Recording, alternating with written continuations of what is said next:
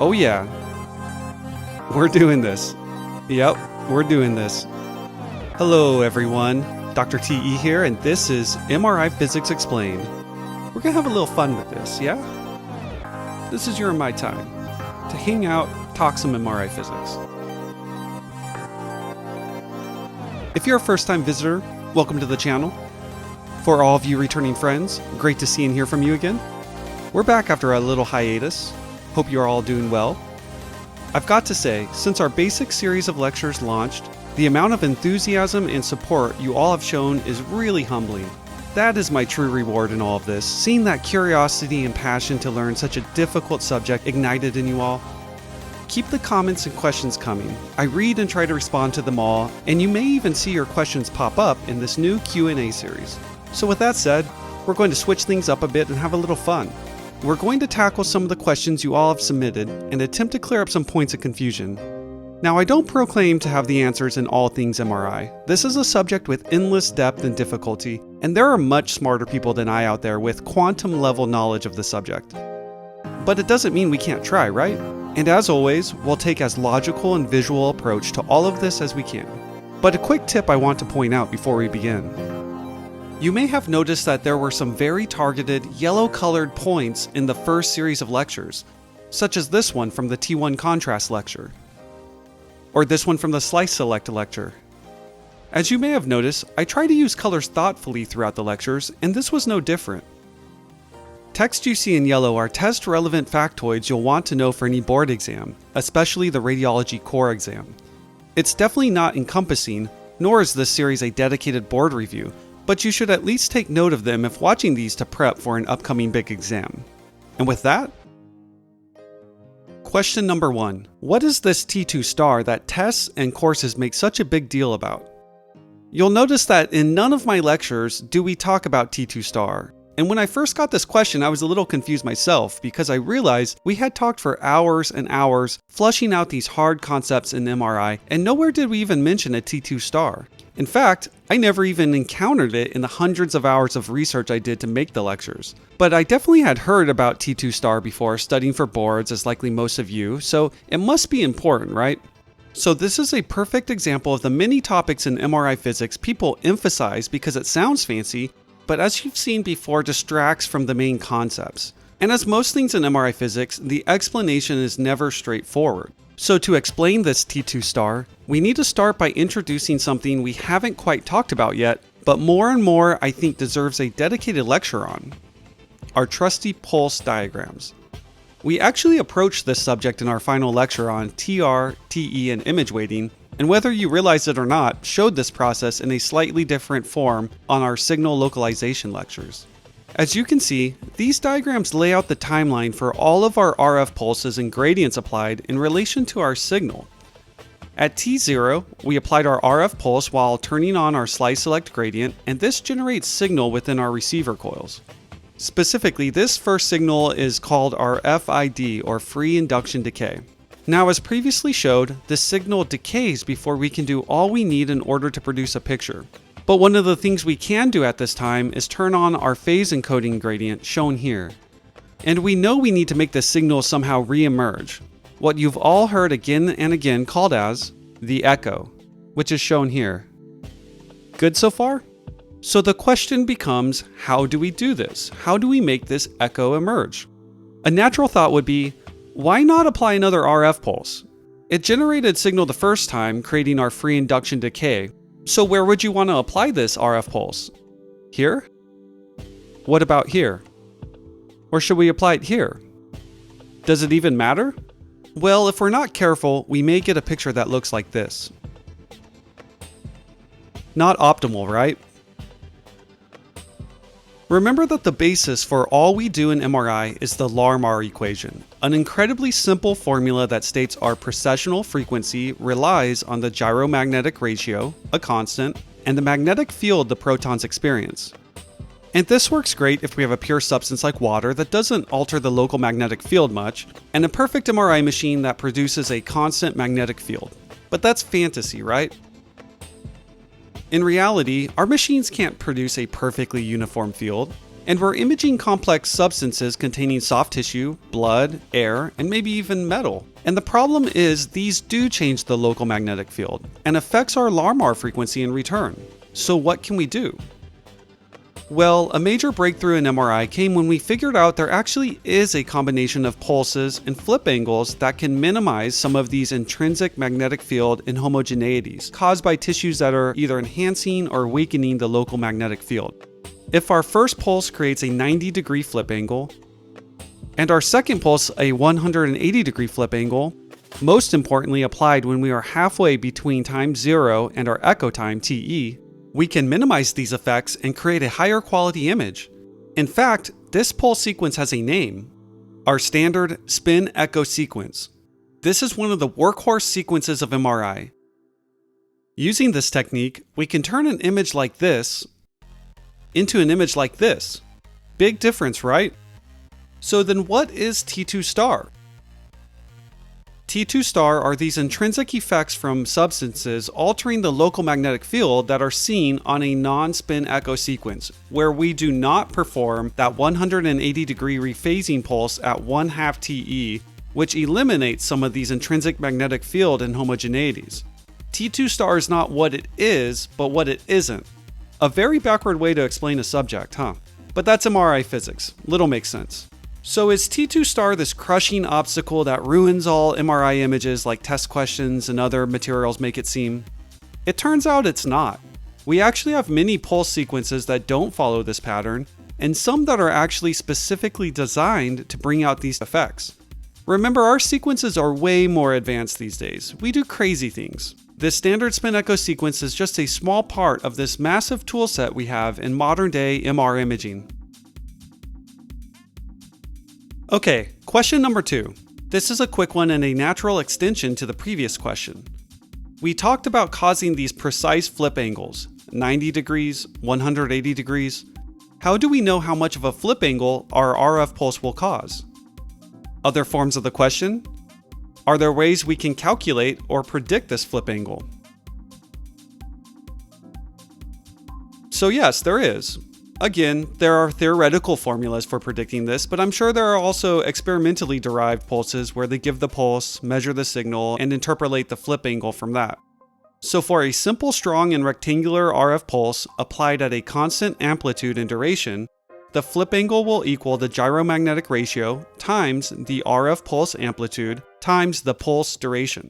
This sort of makes sense, right?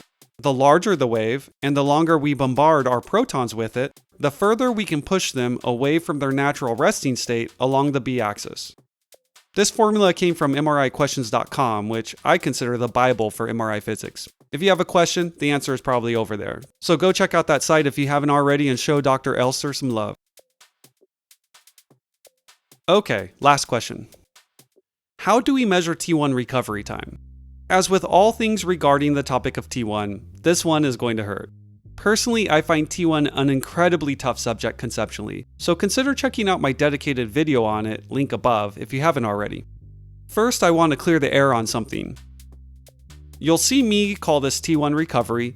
Some may call it T1 relaxation, which refers to the protons relaxing back to the z-axis by giving off energy into the surrounding tissues or lattice, as we previously talked about. I like the term recovery. We're recovering our net magnetization, and we already have a T2 relaxation, so that's what you'll see in my lectures, but know that both are used interchangeably. So to start, let's keep things simple and say we want to calculate the T1 recovery time for a pure substance, say this bottle of water. Sure, we could pick something more complex like this matcha parfait, but what a waste if we spill it in the MRI machine. So let's try to find the T1 recovery time of pure or almost pure water. I want you to first realize that we aren't trying to build a picture of this. We're simply trying to measure a value, so we won't need to apply any gradients or any of the fancy methods we developed to localize the signal as we showed in the previous lectures. We're simply going to be energizing the system, recording a value, and trying to calculate T1 from that. But first we need to define what T1 is. As I showed you in a previous lecture, the definition of T1 recovery is the time at which 63% of our net magnetization is recovered.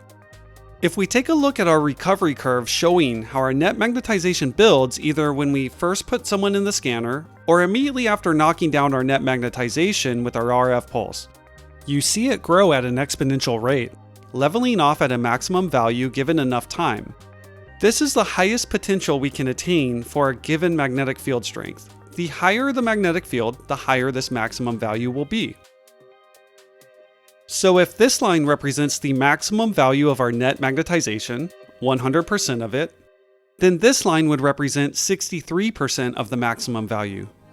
Notice that this 63% line intersects our curve here. So this time point here will represent the point at which 63% of the full net magnetization has recovered, which sounds like the definition of T1, doesn't it?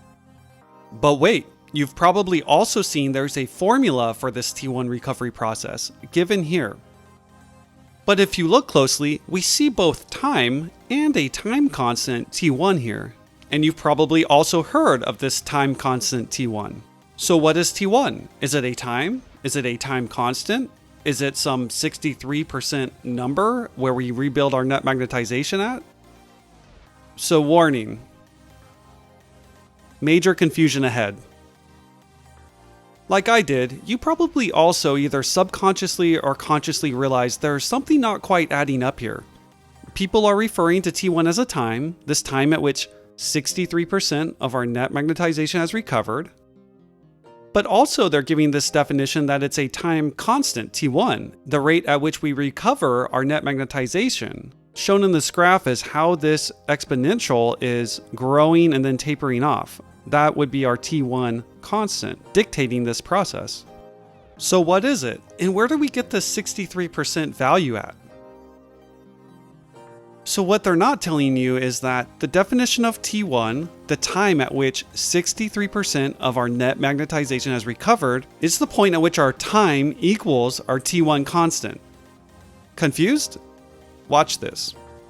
If we take our formula for T1 recovery and set the time during the recovery process equal to our growth constant T1, then substituting this in for T, we get T1 divided by T1 in this exponential, which equals 1, and e to the negative 1 equals 0.37.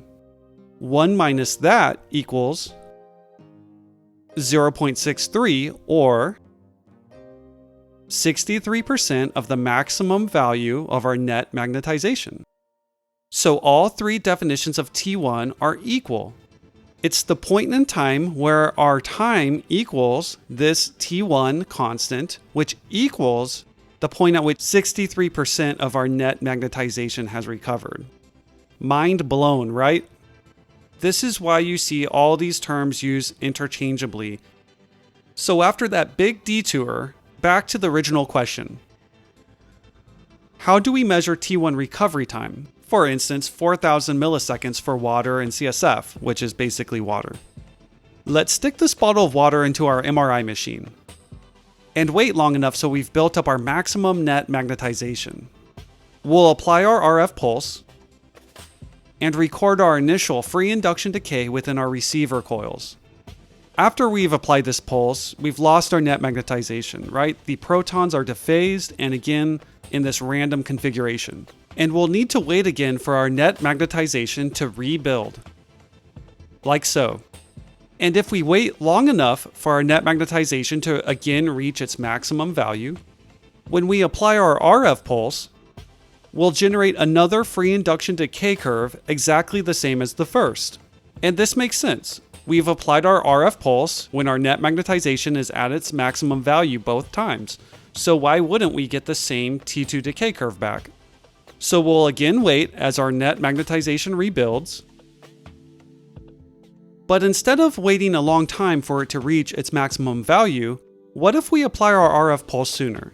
Say when we've rebuilt this amount. You can see we haven't waited long enough for all the protons to align with or against the magnetic field, so our net magnetization will be less than the maximum value we previously had. What happens if we apply our RF pulse at this point in time? Well, our next free induction decay will decay at the same rate, but overall will be lower in signal amplitude compared to our initial curve at maximum net magnetization.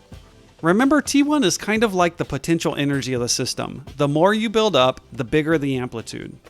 What if we continue this line of reasoning and apply our RF pulse even earlier, when even less of the net magnetization has had time to rebuild? What do you think the signal generated will look like now? It's even less, right? We've built up less potential energy, so to speak, and so our recorded signal will be even weaker with a smaller amplitude. So let's summarize.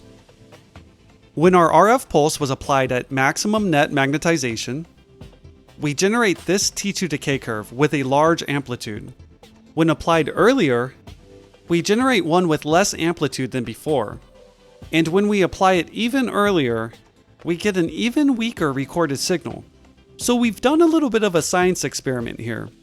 We've applied an RF pulse at different recovery times, and we recorded different signals within our receiver coils with a correlation between the two.